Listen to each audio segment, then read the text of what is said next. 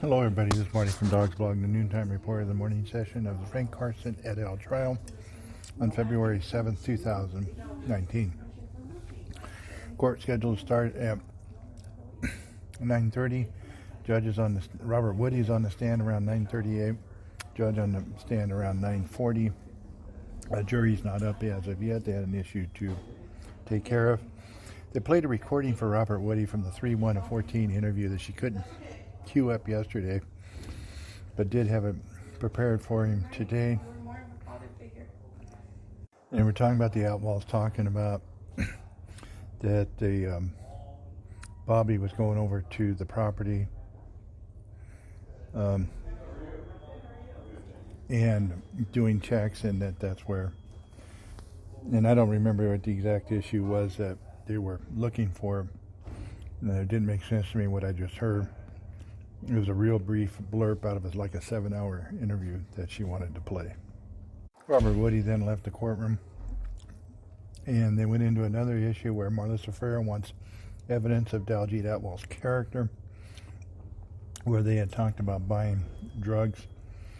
The question was actually asked by Percy Martinez, and in cross, and Robert Woody had kind of blurted it out that he had asked him if they were trying to help him get off drugs, and he blurted out that they were also buying him drugs.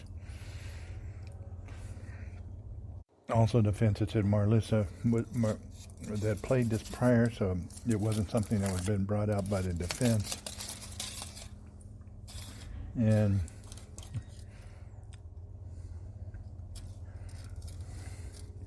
that tape never actually came in, but the defense had been talking about another one, and that tape had never come in. It got kind of confusing because I don't have all the information in front of me.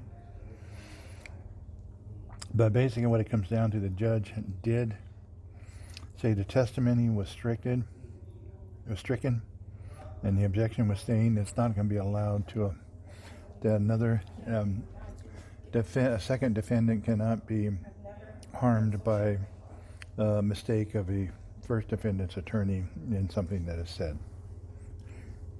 So it's character evidence. It's not going to be allowed. They also discussed some body wire comments to Miranda Dykes. Percy Martinez argued that Robert Woody was saying that the Outlaws were echoing what Frank CARSON was telling them, but he said Robert Woody was in custody at the time, and these were some of the comments that have been made. They're saying that the conspiracy going on, telling him not to talk. He said they were telling him to get phones and all this other stuff. A lot of this conversation, he said, was coming through Frank CARSON, but he never actually talked to CARSON or heard CARSON. He just heard them talking on the phone a few times.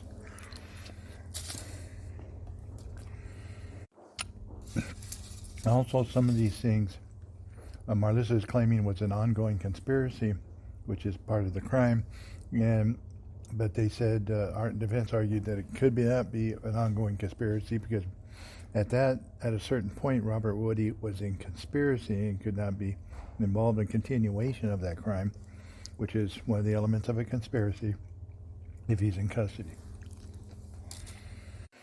Hans argued that Marlissa Farrer's cites of which he had cited in the transcript and stuff of the ongoing conspiracy are not relevant as is out of scope, and there are no relevance whatsoever to them. There's no time frame or any other information of where and when these conversations occurred. The case cited by Marlissa, it was an ongoing out-of-custody situation. Defendant was not in custody, so there was an ongoing furtherance of that conspiracy and the activities he was involved in. That is not the case here. Marlissa Farrer argues it goes to the obstruction, the continuing of the conspiracy of the obstruction through the cell phone info in regards to the burner phones. Robert Woody said in the interview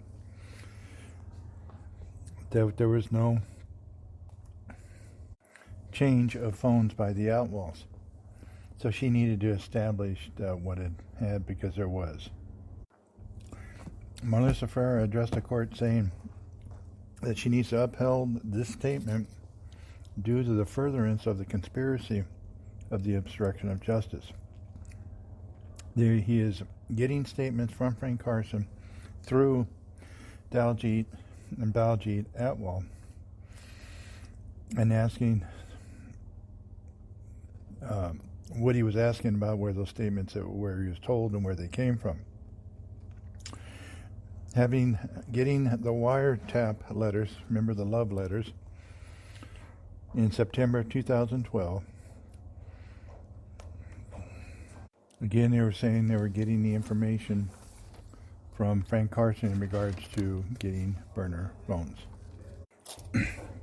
Marlissa Ferrer argued that all of the statements that were coming through Daljeet Atwal and the private investigator were sent by Frank Carson to obstruct justice. Again, she's saying that Frank Carson is sending messages down the pipeline, so to speak, through Daljeet Atwal and his investigators and through whoever, to giving Woody messages. And she's saying that Carson is a ringleader in all this. In this particular case, it's in regards to getting rid of their phones and using burner phones. Marlissa Ferrer argued that the court can see an actual agreement of an obstruction in the statements by, there was a fancy word she used there, and I didn't get it written down right, so I don't know what it is, but it's an obstruction. She also argued that the purpose of the private investigators was to obstruct justice. All the defense responses are fluent since the love letters and the interviews, and it was ongoing conduct. And again, for a conspiracy for any crime, you have to have an overt act to commit that crime. So there was an ongoing act, is what she's saying, is that they were obstructing justice. Percy Martinez argued there was a clear statements by Robert Woody made in custody and when he was interviewed,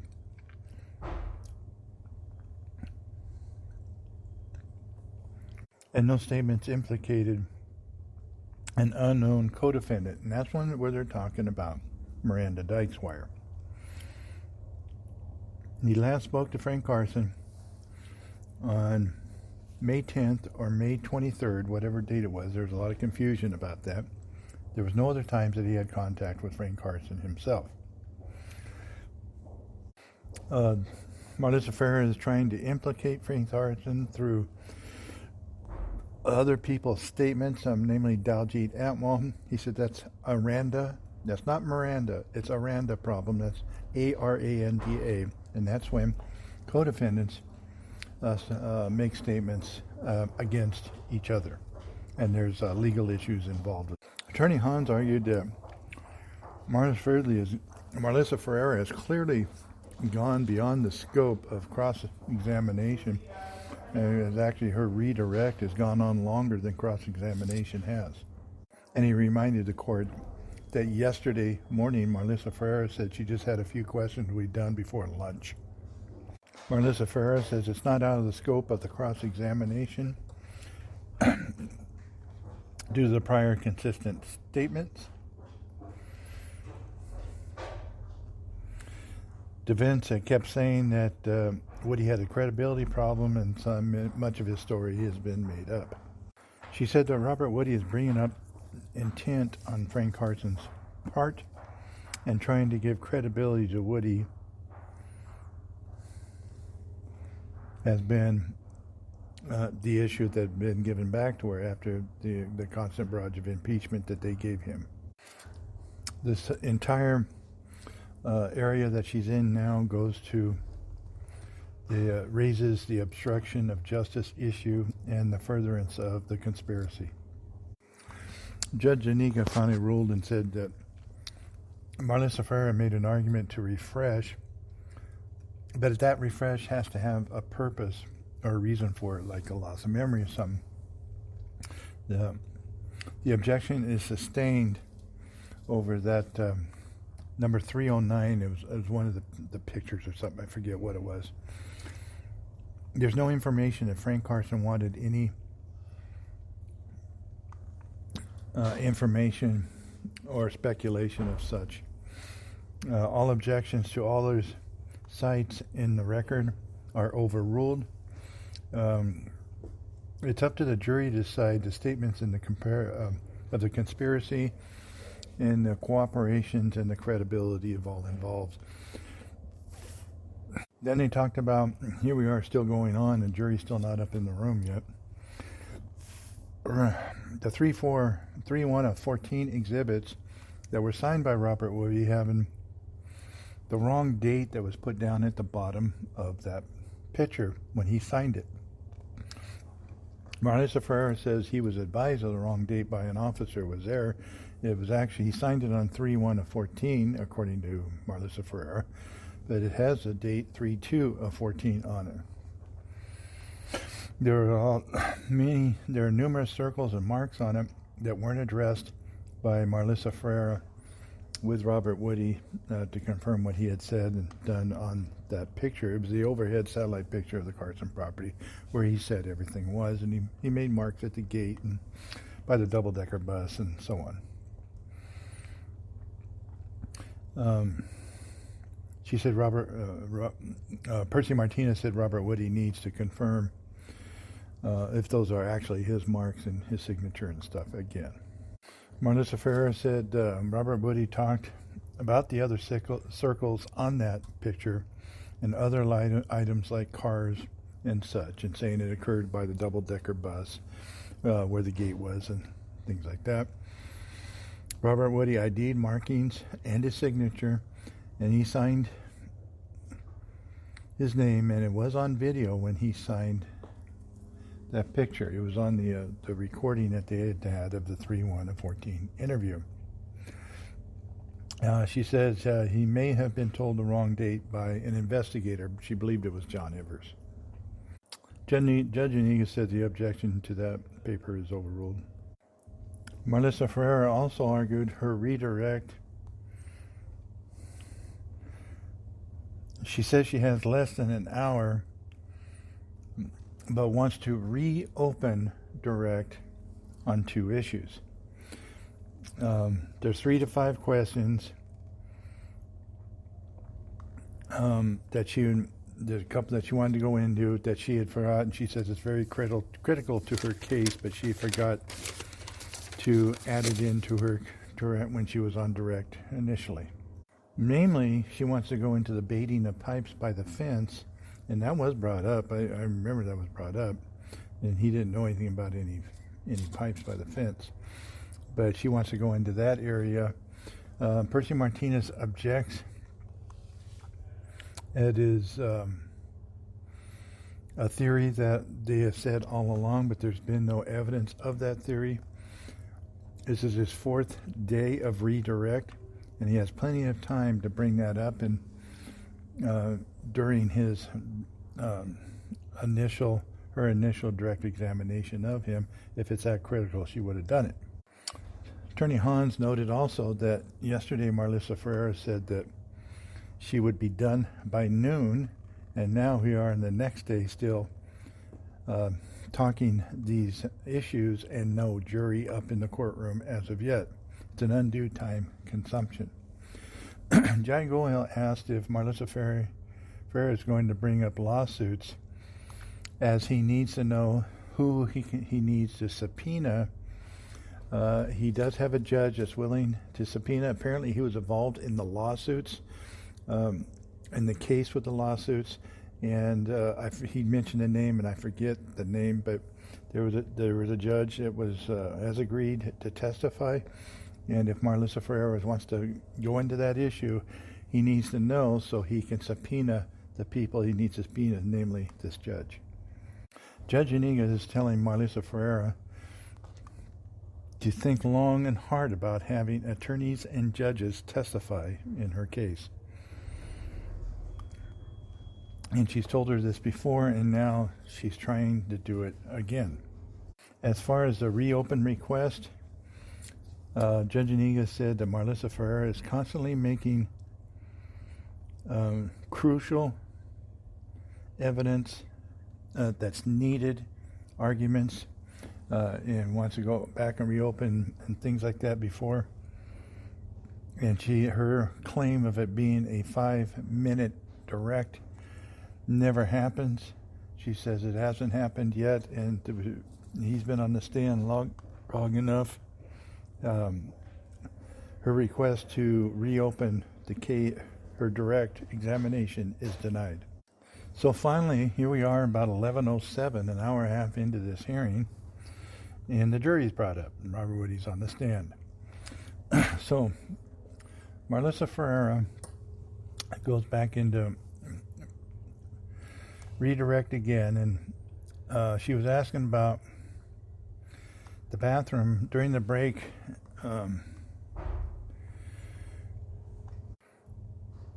In the interview on the infamous bathroom break on that interview on 3/1 in 2014, and the epiphany he had during that break, she asked him if the gate was being locked and he had access to that gate. He said that the Atwells told him he can get in through the gate, but typically it's locked, so he felt that they had access to the gate. He did not recall officers asking that. Kurt Brunch asked him what was happening and how he got in and if he had access to the gate on the Frank CARSON property. He's also asked, did the investigator say something else? And he got a confused look on his face, and he said he did not recall. He refreshes again, and he can't go on the property as the gates are locked. That's what he was told. So he was never on the property prior to that date, and he says he's never been on the property since. He said the Atwell said property gate is locked and no one can't enter, but he's saying it was unlocked that night. Going back again to the August 14, 2015 interview, anything that Frank CARSON said to the Atwells was then said to him. He did not recall.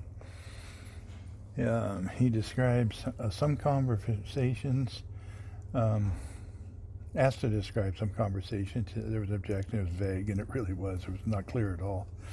The Atwells, apparently, he said, told Robert Woody that they were talking to Frank CARSON and could not hear the other side of the conversation, meaning Frank CARSON's side of the conversation. Again, he was refreshing, and he says it did refresh him.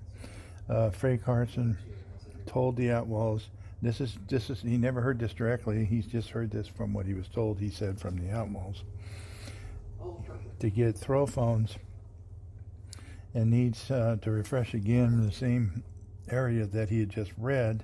He needed to read again, and it was right about the search warrant time, and when they were notified of the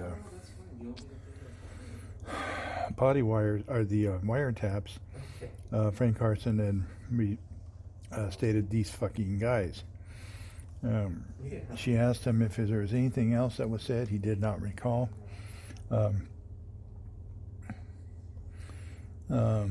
He said that Frank CARSON had given them legal advice in regards to the phones. Frank also said not to go around talking about it and to keep his mouth shut. In regards to the private investigators at the store, he didn't recall, refreshed, and he said that Frank CARSON, Daljeet Atwell said give the information, because of Frank CARSON, Daljeet Atwell said give the information to the private investigators as to what he had told the police. Again, they talked about the picture of the side gate and the lot, that the side gate fence was different from 2012 than it was and than it is now. They now have a double gate. It was now they have a single gate. It was a double gate then. Now they have a man gate where people can go through now. That's that in the valley side of the lot now. He did not recall the light. And he was not sure how much light there was where the dig spot was, but he said it was kind of dark. She asked him if, Martis Farah asked him if Baljeet had backed up the truck to where he was working, but he said the lights were off. The truck was backed up, but the lights were off, and there was any lights back by the property in the alley. He said no, there was no lights back there, so it was pretty dark. She asked him if there was any dogs barking in the area. He says there were always dogs barking continuously when they were in the lot. He did not hear the dogs barking that night, though. Even though they barked continuously, he didn't hear them that night. He did not see anybody in the alleyway, no anyone that lived in those apartments. He said that he had talked to a girl one time that lived in those apartments, but didn't know her name or get to know her any better. He was asked, excuse me, he was asked about Brooks Varner, if he had any discussions with him. He was apparently a neighbor of the property. There was a sustained objection on that one. He was asked if he had received cigarettes during his transports by either Agent Brody or Steve Jacobson. And when she mentioned Brody, he got a confused look on his face at first, but then she mentioned Steve Jacobson, and it came to me. And he said, yeah, he got a few. They were, and he said he was not aware of the smoke, if smoking's allowed in jail by law, if it's allowed by law. And I can tell you personally, it's not allowed by law. California has outlawed smoking in the jails. They have for several years. He was given what he called My Cig cigarettes to smoke. And in the preliminary hearing on 9/20 of 2016, the transcript, the cigarettes came from, he didn't, she asked him where they came from. He didn't know, but they were giving them to him, so they were his cigarettes. And they were given to him a couple times. He said he told Miranda Dykes on the body wire. He didn't say who was at B&D were involved. Because he was told to keep his mouth shut. He went to Mike Cooley's house and didn't get out of the car or say anything. And this is where we're just kind of bouncing around on this stuff now. It's like she just wants to keep asking questions.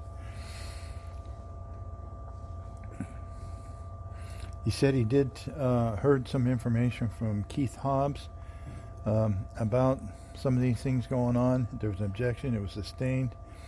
In regards to the love letters, he talked to Baljeet Atwal about the love letters. He did not recall doing that.